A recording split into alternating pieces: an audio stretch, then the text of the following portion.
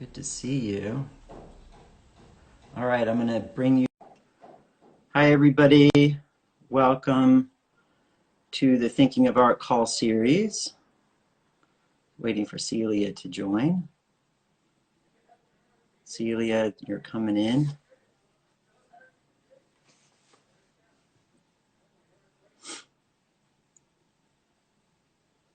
All right, sometimes there's a technical issue with connecting. It says it's waiting.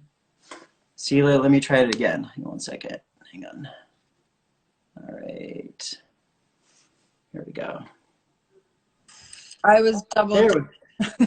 There we go. I was trying to request. You were trying to request. And it's yeah, it's okay.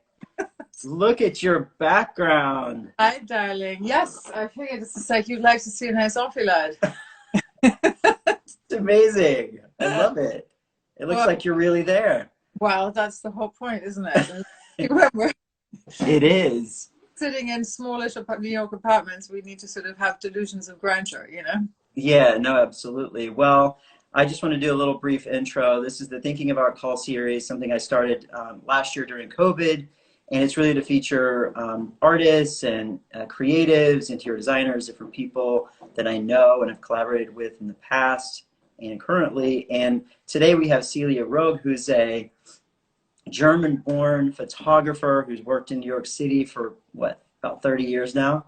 Yeah, something awful like Long that. time. And we met probably, we were talking about this the other day, I'd say at least 15 years ago, around 15 years probably. I think we're holding up okay. You look great, by the way. Well, it's just like, you know, there's a nice thing called lipstick and mascara. Obvious little tools that can help you along. So you don't well, you always look gorgeous.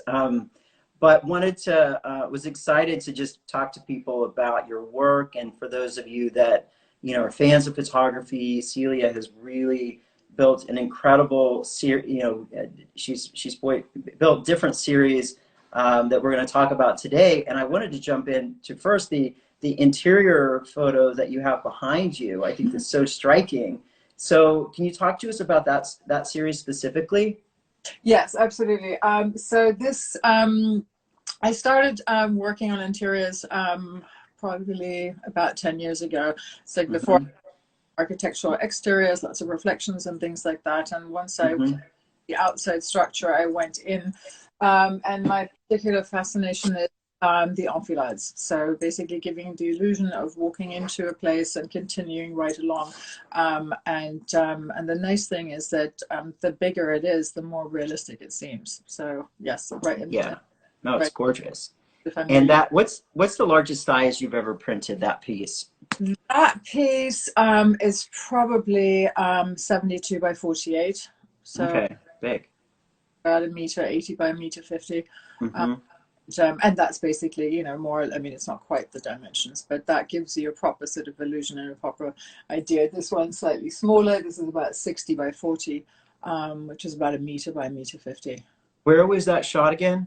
It was shot in Potsdam, outside of Berlin. It's called the Neue Kammern, and it's in Sanssouci, where all the palaces of Sanssouci are, and actually a particular building that was designated for the guests, so sort of guest suites and cocktail lounges and, you know, fun things like that, which worked well for me.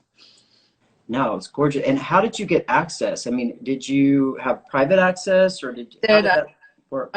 I work with the various sort of, you know, curators or people that are sort of responsible for documentation and things like that for and that way I go in there off days. It's like there's nobody else but me and potentially one other person that's sort of watching that I'm not, you know, moving anything that I shouldn't be moving. And I work exclusively with available light. So everything is, you know, it's not sort of studio lit and all that. It's all just the way that I see it when I'm there. Okay. So let's backtrack to where we met initially. In New York, of course, but the reflection series that you were doing back then when we first met, the New York reflection series. And you talk about that a little bit, because in the stories that we shared, I think there was some reference to that, but I wanted to talk specifically about any images that stand out to you? Because, you know, these images, you couldn't capture the same ones today. So historically, it's really very important. Yes, now in retrospect, of course, I Yep. wasn't thinking that I was sort of, you know, keeping up with history at the time, but it was my first series that I showed here at Galerie Morlot, who still represent me, and it is an ode to New York City, the city that that I thought I was coming to for a year. Yes, you very kindly reminded me of how many decades I've been here now. And it was it's all about sort of like, one of my big mottos is always look up, and that is meant sort of, you know, figuratively as well as spiritually. And I love that. walk around New York City, and perhaps what I'll do is I'm going to flip the camera for a moment. Sure, So, show us. yeah, but these are just like, this is, yeah, this was the first series that you saw. Hold on. So when you walk around Manhattan and you sort of, you know, a lot of people that come here, including my family, sort of think that, you know, oh, it's just canyons and so much shadows and so much, you know, but nobody really looks up. And what I found that once you look up, you find these amazing, hold on, let me just put this up, these amazing reflections and these amazing sort of like, you know, old and new. And you get a certain sort of linear symmetry, but you also get the playfulness of these of the glass, which in essence, what the glass needs to do, the glass needs to move. Otherwise, they'd all shatter, and we'd have windowless skyscrapers. So there's a certain waviness and a certain sort of life within the sort of, you know, set structure. And these are some of the ones that I really love. I love this one because oh, wait a second, let me do this. I love this one. There were only 3 of them where I actually included people, but this one, I mean, let alone the fact that she could be in the 70s. It's like now even, it's like if you look at the taxi cab in the background, I mean, we don't have those beautiful ones anymore. And we didn't even, oh, that's right. Yeah, we didn't even think they were pretty at the time. But speaking of sort of, you know, buildings that no longer exist, this is a good example of a building that I absolutely loved. I called it Napoleon's Falling because you actually see the Order of Napoleon up there. Beautiful. Where was that building? In Midtown, and they took it down, which is a complete crime and should have never happened. But, you know, these things do happen, and then they build really disgusting new ones, as we well know. And then I took that idea from New York, I took onto London, and I'm continuing doing this. But it's, I have to say, New York is a definite sort of, you know, playground of sorts when it comes to images like this. It's amazing because, you know, when you're in New York, you don't really look up. And I like that you did look up, and that's your personal motto. But, you know, I just challenge everybody, when you are in a big city, like, look up and look at the architecture. Yeah. Can you? Beautiful architecture. It's just like you just don't really think about it, especially, I mean, you know, at the moment, obviously, everything's a little bit more depressing than normally, but in general, it's just like it's a very bright city. The sun shines, you know, what, 300 days a year, as you well remember. And, even though it's balmy as it is in California, it's changes the way that you look upon life every single morning. It's like, I'm from northern Germany. Trust me, when I wake up in the morning in northern Germany, as I did for a month over December, it's just like it's this gray. And then you come to New York and you have all this light, and then that reflects in the beautiful facades, and it's fun. So if you could pick a favorite image from Europe and the US, what would the 2 shots be? Okay, that's really for the reflection series. Oh, the reflection series, definitely. Yeah. Definitely say the St. Paul's, which I just showed to you. Hold on, I'll show it to you again. Okay. London. Excuse my thing. You say that one. Beautiful. Which is St. Paul's Cathedral, in just right on the just opposite, from the opposite side of the Thames, and then this one was one of my favorites too. Is that the New York? Is that the library? What is that? No. What building is that? I'm not going to tell you. No, seriously. I tell people if they I'm completely serious. I know you do that. I try to trick you. If it is, or if you buy it. If you buy it, I'll tell you. Okay. All right. I like that challenge. You know, So after the reflection series, whenever you started that, then you moved into what was looking at my notes. I just want to make sure I'm interested. What was the next series that you moved into? I'm blanking. Series that sort of departed. That was sort of a big shift. Was Calliope, and that's right. A series done. I was introduced to the daylight infrared cameras, and I saw a couple of images, and I was completely dumbfounded, and needed to know more about it. So I ended up getting a daylight infrared camera, which to those of you, probably a lot that don't know what that is, it's nothing to do with infrared the way that we usually think, but it's way that daylight gets reflected. It's just a different frequency. So it's kind of like a dog or a cat looking, at the world. You look at, if you take a picture in the city, it doesn't look any much different than if you were taking a sepia type picture. Now, if you take that camera to nature, though, everything that's, filled with chlorophyll is reflected back in sort of a whitish bluish tone. Then you can continue that on into, and also even go into color, but that's not where I went in the first series that I did. It was with Calliope, and she was my muse. And you saw her always from behind, and she sort of led you into these sort of very moody, very otherworldly type looking images, very soft tones that are very reminiscent of sepia. But again, I took her, goodness, where was she? She and I went to Connecticut, New York State, the French Caribbean, I don't know, so all over the place. And so you had her in the woods, and it's like, I'll show you some pictures. I've got some. So how did you come up with the idea? Like, what was the trigger where you're like, I want to use this figure in my photography? Well, it was a particular time in my life where it's sort of like I had a lot of introspection, and there were lots of things that were sort of going on in my mind that required a little bit of standing back. And I knew that I wanted to work with this camera. I also knew that I wanted to work with my muse, and the two of them just fit together very, very well. And I'll show you a couple of images just so you I've got a contraption going on here. So you see what I mean. So basically it looks as if she's in a winter wonderland. But she's actually walking around or standing there in August in the countryside in Connecticut. Amazing. This is in the French Caribbean. Hold on. Wow. Just a couple of images that I wanted to show you. But as you see, it looks like a sepia tone, and you cannot quite tell in pictures like this one. You can a little bit when you look at the foliage in the background. But it comes out particularly, let's say, for example. That's gorgeous, the reflection. You see the reflection in the water anyhow, but the thing is, it's like the foliage shouldn't look like this if it was being taken, with an old school camera. So what time of year was that? Because it looks like it's a winter shot. Exactly. This is that one was in September. This one was in August.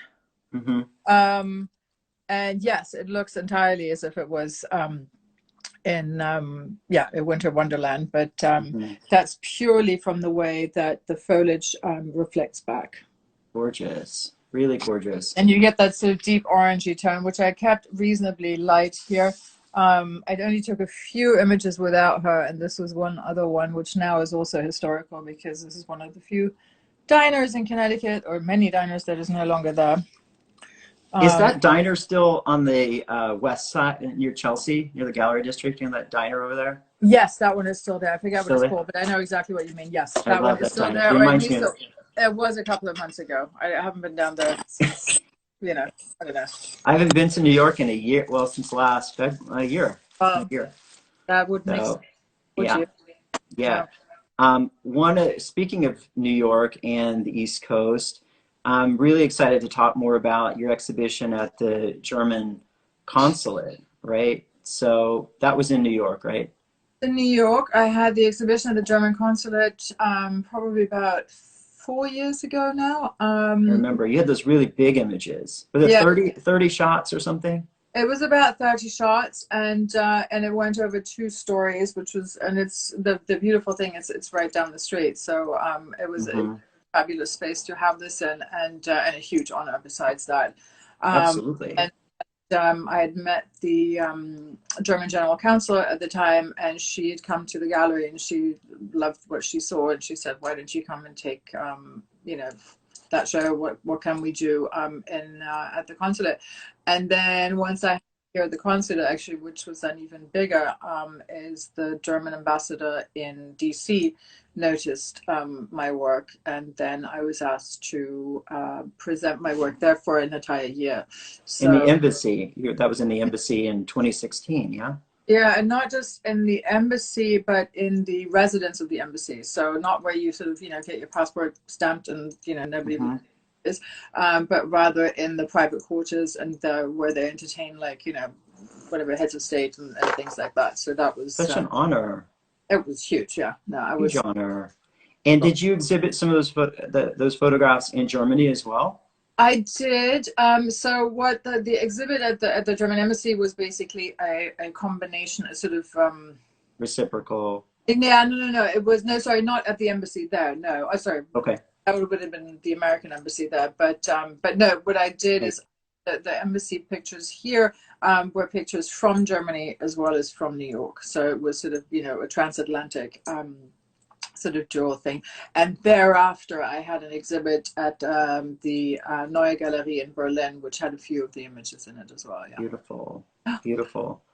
Um, there's certain shots too, like of the ceiling shots, like the gilded arches of Mowbray. I mean, that shot is Thank you. really incredible. And for those of you that want to see more on her website, you can see these. But what series was that from? That's actually just in general. It's just like I like to walk around, The architecture. Exactly. It's basically in the grand scheme of grand interiors. Mhm. So a lot of I do. I mean, I do a lot of enfilades, which sort of go into the enfilade category. But then within these fabulous spaces, there's oftentimes, just a stunning ceiling or just the particular Mhm. view that just strikes me that I need to. Yeah, again, it's going back to the theme of always looking up, and it's your spiritual motto and just the way that you live your life. And I think that's beautiful, especially during the time of COVID. So just sidetrack a little bit, talk about like what is life like in New York right now? Well, it's winter, so it's just like everybody's bundled up, but which is normal. But it's funny because on the one hand, I'm really sort of a positive thinker, and I think that Hmm.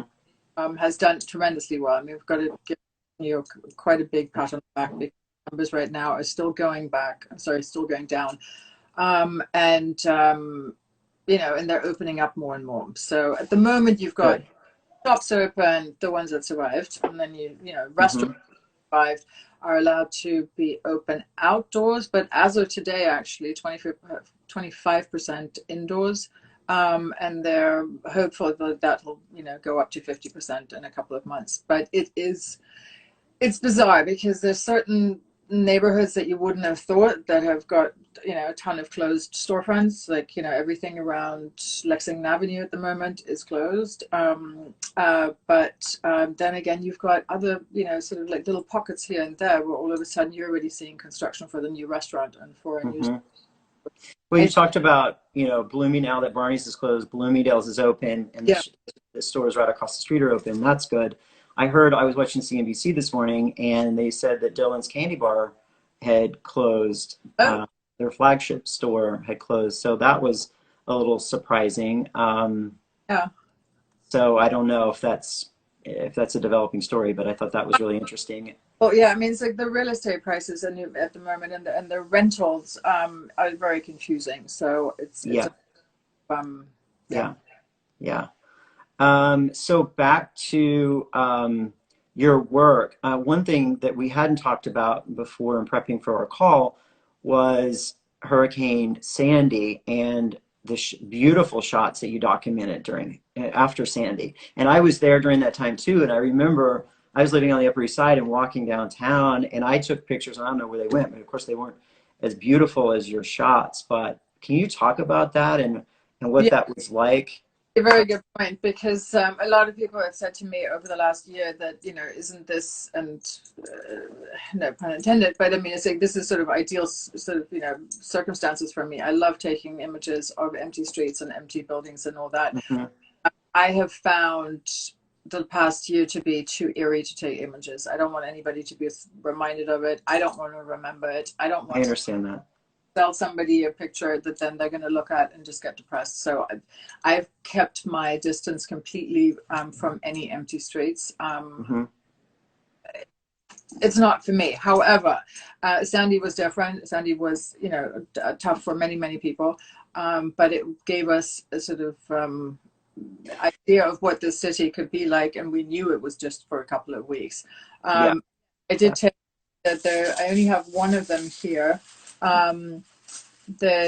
Which is sort of my favorite shot of all time, which I have large in my living room, which was which was also at the city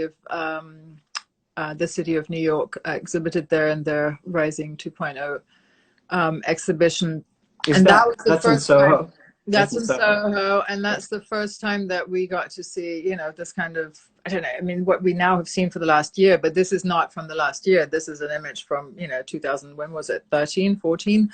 And at the time, it looked already like a film set. Now we can sort of, talk about that, how many times we can watch that on a daily basis when we walk around. But I love that series because it was sort of, I'm not a documentary type photographer, but that was just that also gave me that symmetry, that sort of, those clear lines, that sort of thing that makes my heart go pitter patter. And maybe that's because I'm German, I don't know. Well, I've always been a fan of your work, and one photographer that I really admire and have always liked as well is Candida Hoffer. Yes. And I wanted to hear your thoughts on who your inspirations are. And I was looking through some of your spectacular interior shots, the libraries and the incredible interior shots. And can you talk about some of your inspirations and who those people would be? Yes, because it's I'm one of the I might be a little bit unusual in this circumstance, but it's just like I don't actually try to look at too much work from other people because I'm afraid about, I don't ever want to sort of copy something. I don't want to have an idea that I'm like that kind of person, whatever. There are certain parallels, of course, and everybody, I mean, we're all not completely in, I understand that. But it's actually something, and people have looked at me really strangely and said, don't you do that? But it's actually, it's a conscious thing that I don't go hunting for images. Like if I obviously I love going to museums and I love going to galleries, but I do not try to sort of follow or emulate, any particular. The one, my favorite photographer of all time is Helmut Newton. It's just like him. For me, is just the best photographer ever. Has nothing to do with my photography. But or maybe and certain images on the daylight infrared photography. But I like that I have that philosophy just personally. Like if I'm on a first date or somebody that a client, I won't Google them. I won't. Some people will do all the research and before they meet somebody, and then you have all these thoughts in your mind about whatever is a certain person. And I try to stay as pure as I can with new people that I meet, especially for work. And then just see what the chemistry's like and see what the connection's like, and then learn, about them. So I didn't realize that we share that similar philosophy. It's nice. A definite, it's something that at first I didn't do really consciously, and now I'm really doing it in a way consciously because it's served me well. And it's just like I don't want to be confused. I want to do my thing. That's rather important for me. Yeah, absolutely. It's keeping the energy more pure. The book series that you did, or that they're continually working on, talk about that, because was it Alexa Hampton that was the inspiration for that, or? Like, I mean, I've always been an avid sort of like, library lover and all that. It's just like Alexa's bookcase is one of the first ones that's in this series called Books Around the World, exactly. And I've been working with Alexa for many, many years now. And it's been just a wonderful collaboration, which is absolutely. Just amazing taste and fabulous furniture that, you know, she sort of puts my artwork in the middle of her visions in these fabulous sort of, you know, showrooms or their clients' rooms. And it just works so brilliantly together, which is really No, absolutely. The juxtaposition between your work and you know, painting. There's a lot of people that, you know, will only buy paintings, and you know, this abstract, you know, trend that we're seeing, I think, is frustrating from my perspective, because, you know, the significance and historical significance of a lot of your work too, it just throws an interesting juxtaposition in clients' homes. So I'm excited to like reconnect with you, even though we're in touch sporadically, but to try to position you more for projects here in California. You know, now that everybody's stuck in their homes, or have been stuck in their homes, have you seen more interest in specific series as far as inquiries? And what series would you say people are more gravitating more towards in the last year or so? Actually, interestingly enough, the two series that have nothing to do with each other, that people have been gravitating mostly to, are the Opulats, and also the Ethereal Roots of Comporta, which was the last that I did in Comporta in Portugal last year. Last year? No, wait a second. Now we're 21. Sorry, no, it's a year now. So, I can't remember what year it is anymore. Well, like it's like 2020 didn't even exist. It's like it's the other day somebody wrote 2022, and they're like, "Why? What? That's correct." Just skip forward. You know. But yes, but so the Enfilade series, I think there's something to be said for, you know, realizing you can make your home, I don't know, more spectacular as well as sort of make it larger, and the Ethereal Roots of Comporta is just a very, and in fact, unfortunately, I don't have anything here that is printed because the portfolio is out right now. But what I'm going to do is I'm going to just whiz you through a few. Yeah, show us something else that I have here. Okay. Hold on. What the? Can you see that? Yeah, that's beautiful. Okay, so these are images that are taken also with the daylight infrared camera.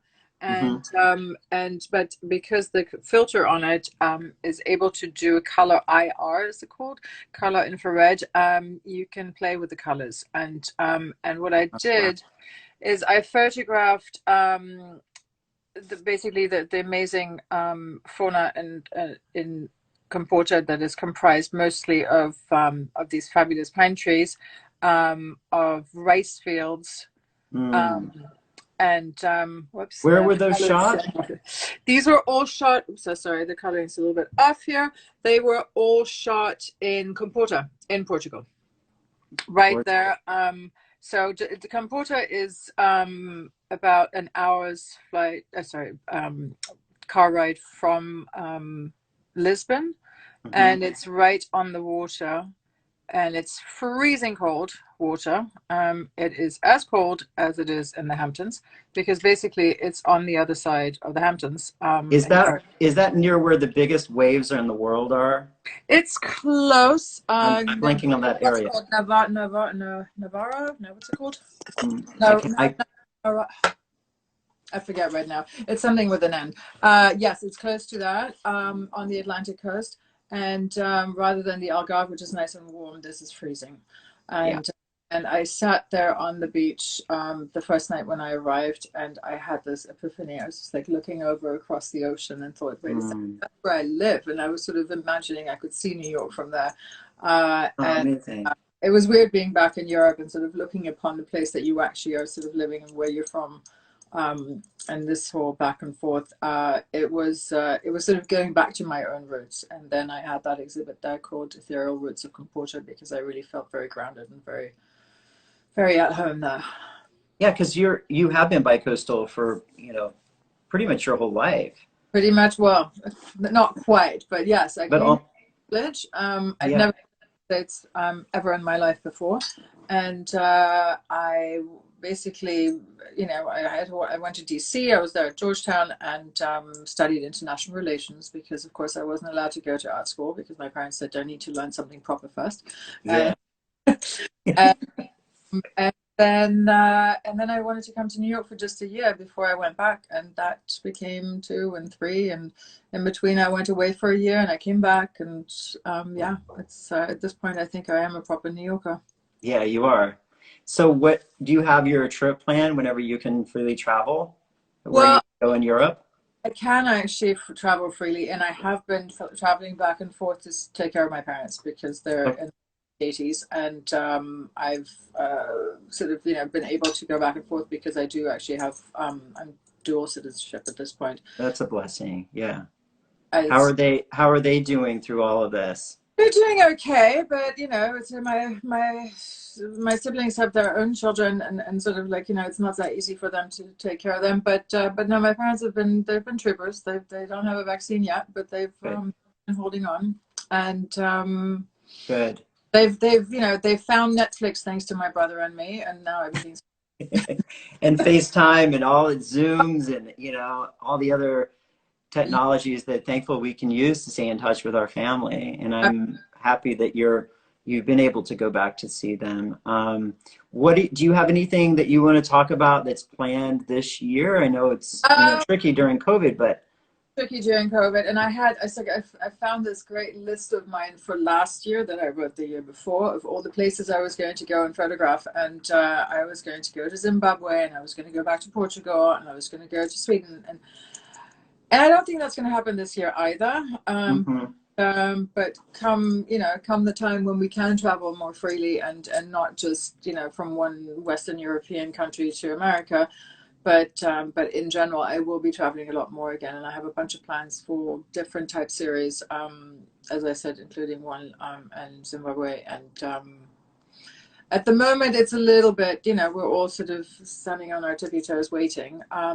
I'm to get a little bit more organized. I'm doing a lot of you know, all the things that you sort of don't do when you're out on the road and taking the images. It's like now I'm doing a little bit of the backtracking work, and that's good too because some of And these archiving, probably organizing images and going back through images and finding images that you forgot that you shot, and you know. that's actually very true. There are a whole bunch of images that I sort of didn't forget, but did never give enough attention to. That suddenly I get to sort of go back to and spend a little bit more time on, which is Shannon, I agree with you. I also can't wait to see what magic you create whenever you are able to travel again. so you're gonna have to tell me. Well, we have to figure out something to do here in LA.